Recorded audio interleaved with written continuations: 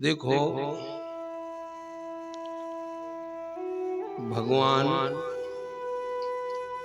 कोई भी पुरुषार्थ से, कोई भी कला से, कोई विद्वत्ता से, कोई बड़े पद से, बड़ी बड़ी जो पराकाष्ठाएं हैं उनसे भगवान नहीं रिश्ते हैं। तो जैसे कोई सेठ के पास सब चीज भरी पड़ी है, उनको अपन वही चीज बताओ तो रीझ नहीं सकते।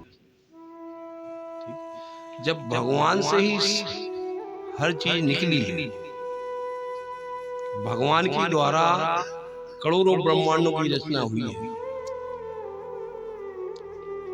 तो सब चीज की रचना भगवान के द्वारा हुई है। तो उन्हीं की चीज बनाई हुई है, कोई भी उनके सामने प्रस्तुत करे, भगवान कैसे लीजिए?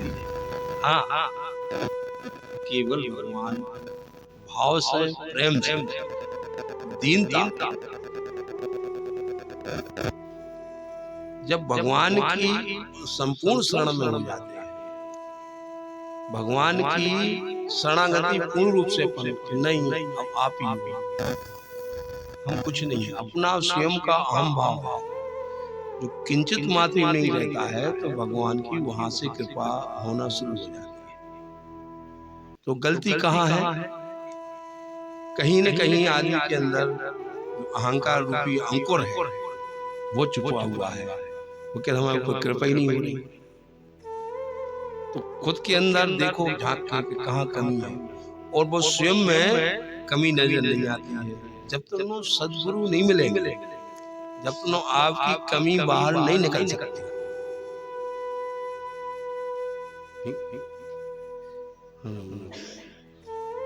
जब कोई सदगुरु मिल जाता, जब सदगुरु की शरण ग्रहण करता है, तो ग्रहण करते ही समय उसका 50% से ज्यादा अहंकार दूर हो जाता है। क्योंकि मुझे जब शरण ग्रहण करी है तो इसका मतलब उसने अपने अहंकार का त्याग किया है।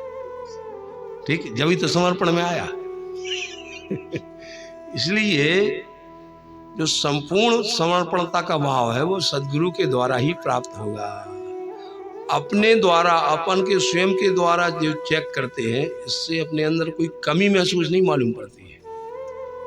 मुझे समझता हम अपनी जगह सही है, सही है हो या गलत है वो तो कोई सदगुरु ही बताएगा। इसलिए भगवान जो रीझते हैं, जो सदगुरु रूपी जो तत्व है, वहां से जो तुम्हें जो दिया जाएगा, वहां से जो प्राप्ति होगी, उस रास्ते पे जब तुम चलना शुरू कर दोगे तो भगवान की कृपा होना शुरू हो जाएगी। इसलिए जोन की बनाई हुई चीज है, कोई के सामने भाई अपन कला बताओ तो रीझे का, जोन ने जो मशीन बनाई हुई है वो भाई मशीन की पुर्जा लेके पहुंच जाओ, वो बताओ बनाए वाले की, तो का रीझे का।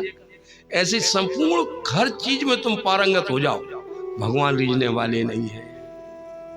हाँ, केवल भगवान कहाँ भाव गाहक हैं, भगवान प्रेम से रीझते हैं। और विशुद्ध प्रेम का प्रादुर्भाव कहाँ से होता है? अपन नहीं समझ पाते हैं कि प्रेम किसे कहते हैं। ठीक है, अपन जो एक तत्व होता है प्रेम तत्व,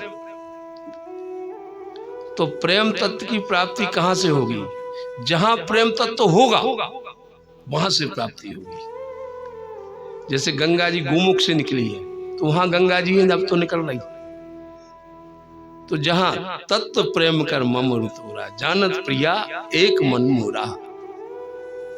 इसलिए जो विशुद्ध संत होते हैं, जो सदगुरु, वहां से जो विशुद्धता की जो प्राप्ति होती, विशुद्ध प्रेम तत्व वहां से जो निकलता है, वहां से फिर भगवत कृपा शुरू हो जाती है। इसलिए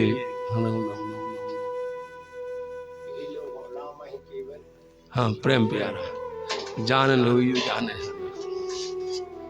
तो वही कि भगवान को वो प्रेम तत्व प्यारो है। ठीक, भगवान तो यहाँ तक भी लीला करते हैं कि इतनी बड़ा कारखाना बनाया, उस कारखाने में कोई भक्त पैदा करके भी आनंदित होते हैं। भगवान को ये नहीं है कि इतना बड़ा उन्होंने ब्रह्मांडों की रचना करी, इतनी बड़ी प्रकृति की रचना करी, और इतनी बड़ी रचना के बाद कोई भगवत भक्त के लिए वे प्रकट करते हैं, वहां से केवल वहां से वो आनंद लेते हैं।